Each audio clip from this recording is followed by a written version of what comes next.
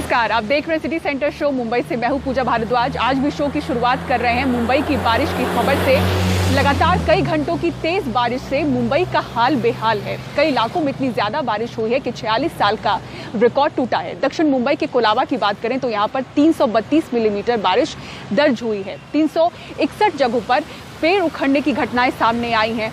15 घर या दीवार गिरी हैं शहर में और इसकी वजह से कई रास्ते शहर के बंद किए गए हैं। तेज बारिश से मुंबई के दादर इलाके में एक इमारत का हिस्सा टूटकर गिर गया। मकान गिरने के समय की तस्वीरें आप इस वक्त देख सकते हैं अपनी टीवी स्क्रीन पर। छत्रपति शिवाजी टर्मिनस के पास बड़ी संख्या में पेड़ गिरे हैं। फेडर रोड इलाके की बात करें तो यहाँ बारिश के बाद लैंडस्लाइड हो गया।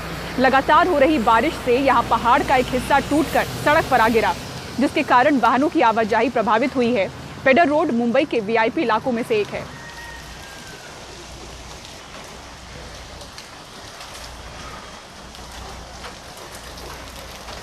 मुंबई के दादर इलाके में जहां पर इमारत का एक हिस्सा टूट कर गिरा, वहां पर मेरे सहयोगी सुनील सिंह भी मौजूद रहे। जो लोग इस इमारत में रहते थे उनसे उन्होंने बात की।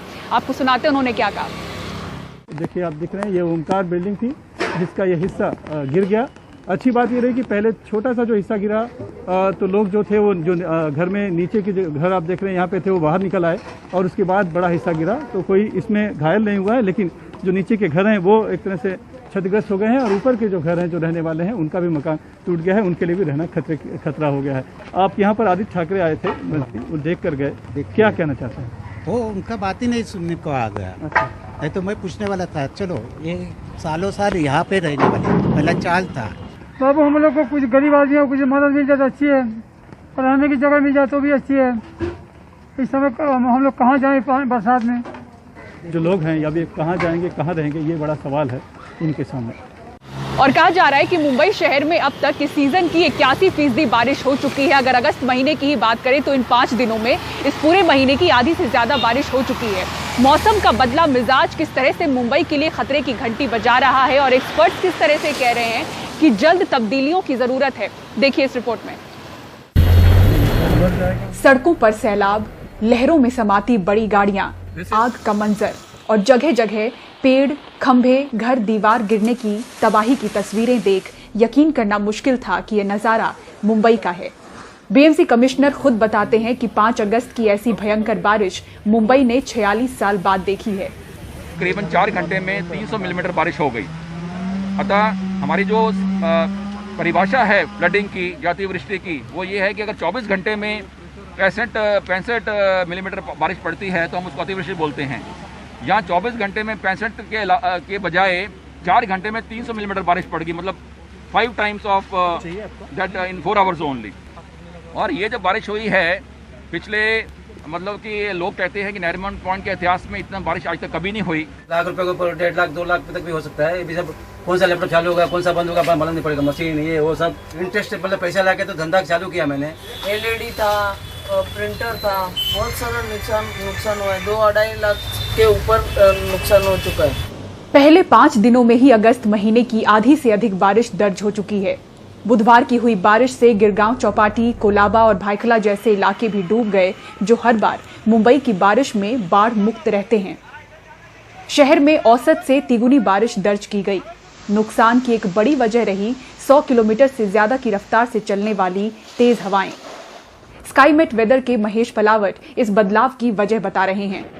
ये क्लाइमेट चेंज और ग्लोबल वार्मिंग का असर है, और क्लाइमेट चेंज के साथ साथ जो इकोनॉमिक ये एनवायरमेंटल डिस्टर्बेंस है, यानी कि इकोसिस्टम जो बिगड़ रहा है, उसका भी कारण है।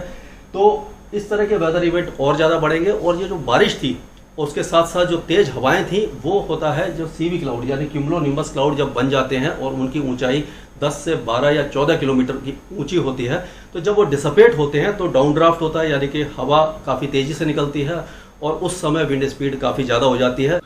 IIT मुंबई से जुड़े वैज्ञानिक बताते हैं कि मुंबई को अपने ढांचे में जल्द बदलाव करने की जरूरत है, फिर चाहे वो डेवलपमेंट प्लान हो या फिर अंग्रेजों के जमाने का बना ड्रेनेज सिस्टम।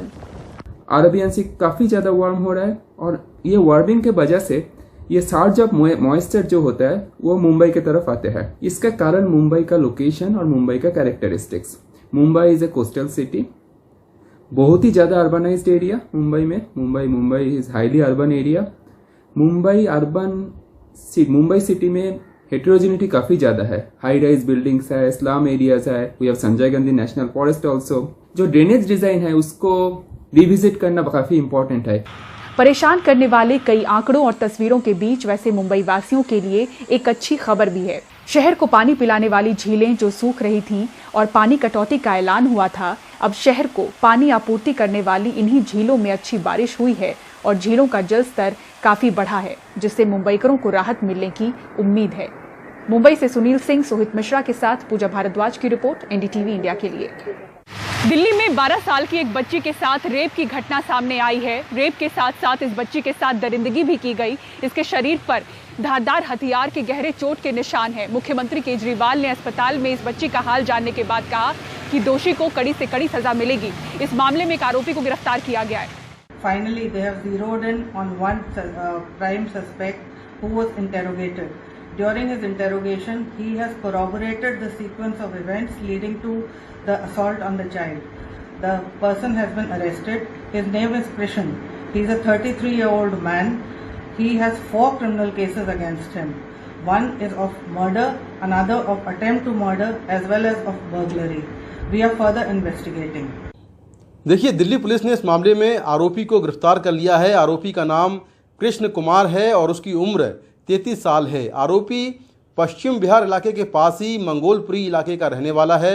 पुलिस के मुताबिक आरोपी वहां पर एक फैक्ट्री में काम करता है और उस पर 4 केस पहले से दर्ज हैं, जिसमें एक केस मर्डर का है, एक अटेम्प्ट टू मर्डर का है और 2 केस चोरी के हैं। 4 अगस्त को आरोपी पश्चिम बिहार इलाके में चोरी करने आया था। इसी दौरान वो बच्ची के मकान में घुसा और बच्ची को जब उसने देख लिया और बच्ची ने उसको चोरी करते देखा, तो उसके बाद पुलिस का कहना यह है कि आरोपी ने बच्ची के साथ गलत काम किया और फिर एक कैंची से बच्ची के सिर पर, उसके पूरे शरीर पर कई बार वार किए, जिससे बच्ची के काफ़ी ज़्यादा जख्म हैं। बच्ची की हालत गंभीर बनी हुई है और वो एम्स में भर्ती है। आरोपी को पकड़ने के लिए पुलिस ने 20 टीमें बनाई थीं, जिसमें करीब 100 सीसीटीवी कैमरों की फुटेज की जांच हुई और उसके बाद ये आरोपी पकड़ा गया है। पुलिस के मुताबिक इस पूरे मामले में एक ही आरोपी है जिसे गिरफ्तार कर लिया गया है और कोई दूसरा इस केस में आरोपी नहीं है। तो फिलहाल पुलिस अभी आरोपी से पूछताछ कर रही है और इस घटना से जुड़ी तमाम जानकारियां उससे हासिल की जा रही हैं। और अब आइए बात करते हैं सुशांत सिंह राजपूत मौत मामले की, जिसमें बिहार पुलिस के एफआईआर के आधार पर सीबीआई ने केस दर्ज कर लिया है।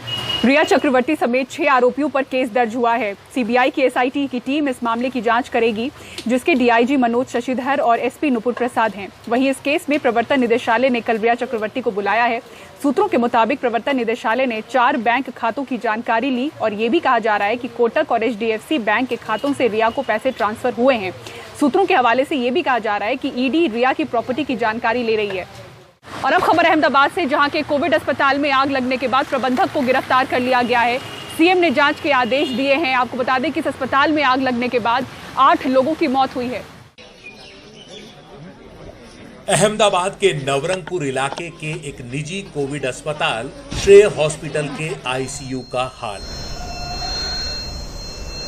बुधवार गुरुवार की देर रात करीब 3 बजे जब अस्पताल के सभी मरीज गहरी नींद में थे, तो अचानक शॉर्ट सर्किट से आग लग गई। इससे पहले कि कोई संभल पाता, पूरा आईसीयू आग की चपेट में आ गया। यहां दाखिल 8 कोरोना मरीजों को बाहर निकलने का मौका भी नहीं मिला। 5 पुरुष और 3 महिला मरीज आग में झुलस गए और वहीं दम तोड़ दिया। इनमें 4 मरीज तो 60 साल के ऊपर के थे।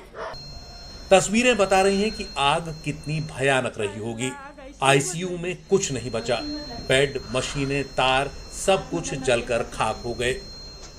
हमको खुद को ये मालूम पड़ता है 7 में 10 से कि हमारा खुद का पेशेंट है 7 में 10 से, तब हम यहाँ आते हैं। अच्छा કેટલા રૂપિયા લીધેલા હતા? 100,000 एक इंजेक्शन ना लीधा है हमने, बीजा तो 30,000 अलग। एडी रजिस्टर करके जो प्राइमरी प्रोसीजर है वो की गई है और आगे इन्वेस्टिगेशन में जो भी तथ्य हमारे सामने आएंगे उसके हिसाब से हम कार्यवाही करेंगे और न्यायिक कार्यवाही करेंगे। अहमदाबाद दमकल विभाग के एडिशनल चीफ फायर ऑफिसर ने बताया कि स्टाफ के एक कर्मचारी की पीपीई में भी आग लग गई थी। वो उसे बुझाने के लिए भागा, लेकिन आग पूरे वार्ड में फैल गई। दमकल विभाग की 8 गाड़ियां आग बुझाने पहुंची, तब जाकर अस्पताल की आग पर काबू पाया जा सका। हादसे के वक्त अस्पताल में 49 मरीज थे। बाकी 41 मरीजों को तुरंत वहां से निकाल लिया गया और शहर के सरकारी वल्लभ भाई पटेल अस्पताल भेज दिया गया। क्या पुराना था, क्या नया था, क्या उसका कारण था, ये सब बातें माननीय मुख्यमंत्री जी ने जो उच्चतम अधिकारी राज्य सरकार के हैं उनकी कमेटी बनाई है और वो जल्दी से जल्दी इसकी इंक्वायरी करेंगे और उसका रिपोर्ट बाहर आएगा। अस्पताल के मैनेजर को गिरफ्तार कर लिया गया है और 4 में से एक ट्रस्टी भरत महंत को भी हिरासत में ले लिया गया है। अब आग से बचाव के उपायों को लेकर अस्पताल पर लापरवाही के आरोप लग रहे हैं। प्राइवेट हॉस्पिटलों लेती हो तो तारे ये लोगों ने सुरक्षा अपनी। जब प्राइवेट अस्पताल पेशेंट ले रहे हैं तो क्या उन्हें ट्रीटमेंट सही से नहीं मिलना चाहिए? इनकी जिंदगी पर कोई जोखिम ना रहे, ये देखने की जिम्मेदारी अस्पताल के मालिक की नहीं है। लंबा चौड़ा बिल बनाना, रुपए कैसे इकट्ठा करना, इसके अलावा प्राइवेट अस्पताल का और कोई काम नहीं है। ये काफी गंभीर लापरवाही है। 8 मरीजों की मौत हो गई है। ये सरकार और अहमदाबाद म्युनिसिपल कॉर्पोरेशन की लापरवाही है। घोर बेदरकारी છે, અમદાવાદ મ્યુનિસિપલ કોર્પોરેશનની ઘોર બેદરકારી છે। હોસ્પિટલની એક મોટી જવાબદારી આવે છે અને સ્ટાફની भी જવાબદારી આવે છે। अस्पताल और स्टाफ की जिम्मेदारी होती है। इस प्रकार की घटना में डर से भागना नहीं चाहिए। मरीजों को बचाने की कोशिश करनी चाहिए और इस मामले में ऐसी कोशिश नहीं हुई है। अस्पताल और म्युनिसिपल कॉर्पोरेशन भी जिम्मेदार है। कई अस्पताल में भी इस प्रकार की लापरवाही है। बेदरकारी आज सामने आई है। गुजरात के मुख्यमंत्री विजय रूपाणी ने हादसे की जांच के लिए अतिरिक्त मुख्य सचिव गृह की अगुवाई में एक कमेटी बना दी है, जिसे 3 दिन में अपनी रिपोर्ट सौंपनी है।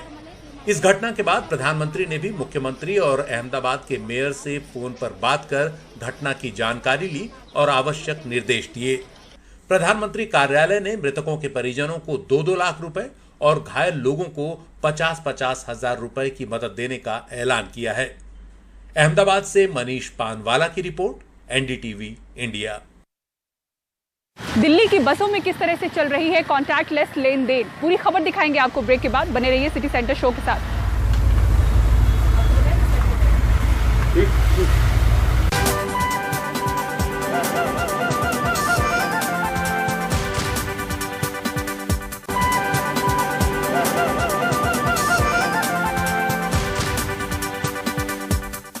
बसों में टिकट खरीदने के लिए पैसे की लेन देन की वजह से कोरोना का संक्रमण बढ़ सकता है। ऐसे में दिल्ली सरकार ने एक ऐप के जरिए टिकट खरीदने का ट्रायल शुरू किया है। ये है चार्टर का सिंबल। अच्छा, ये है राइट।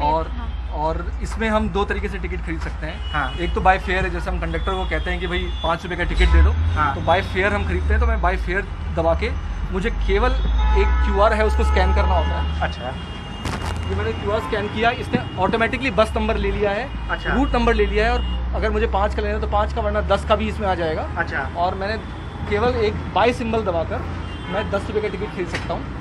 और ये देखिए आपके टिकट आ गया है। कुछ इस तरह दिल्ली की सभी DTC और क्लस्टर बसों में कॉन्टैक्टलेस यानी संपर्क रहित टिकटिंग व्यवस्था लागू करने के लिए चार्टर ऐप का ट्रायल चल रहा है। कहां से कहां जाना है? तो बाय डेस्टिनेशन में अगर आप अपनी यात्रा के लिए सही किराया जानते हैं तो सीधा उतने का टिकट ले सकते हैं, वरना ऐप में जिस बस स्टॉप से चढ़े और जहां उतरना है उन दोनों को सेलेक्ट करें। तय किराया सामने आएगा, बस में लगे QR कोड को स्कैन करें और जिस तरह पेटीएम या गूगल पे आदि पर पेमेंट करते हैं उसी तरह अपने टिकट के लिए भुगतान करें और ऑनलाइन टिकट पाएं। इस ऐप को दिल्ली सरकार की university Indraprastha institute of information technology ने तैयार किया है। टिकटिंग के अलावा ये ऐप बताता है कि उस रूट पर चलने वाली सभी बसें कितनी देर में बस स्टॉप पर पहुंच रही हैं और साथ ही कोई एक रूट नंबर की इस रूट पर इस समय कितनी बसें चल रही हैं।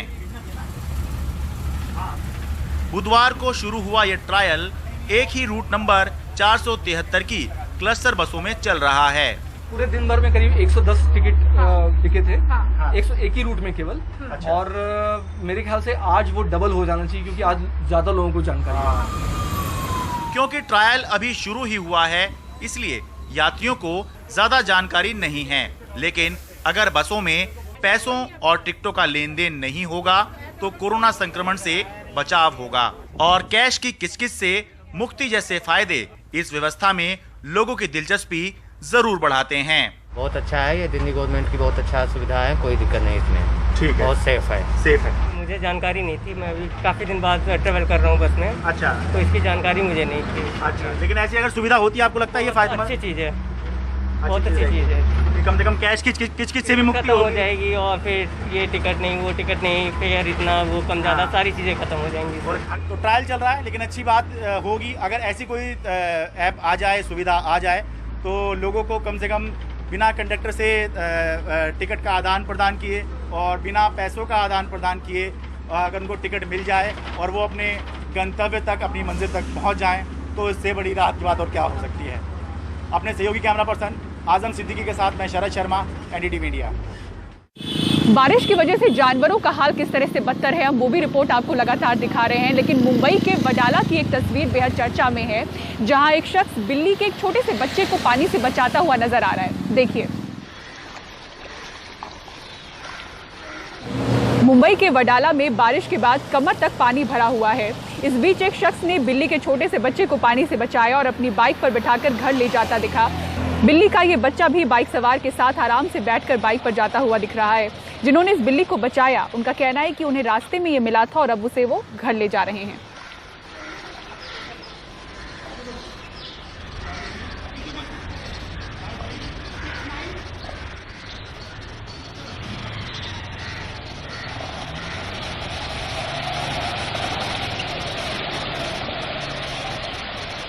सिटी सेंटर शो में इसी के साथ मुझे दीजिए इजाजत, लेकिन खबरों के लिए देखते रहें एनडीटीवी इंडिया। नमस्कार।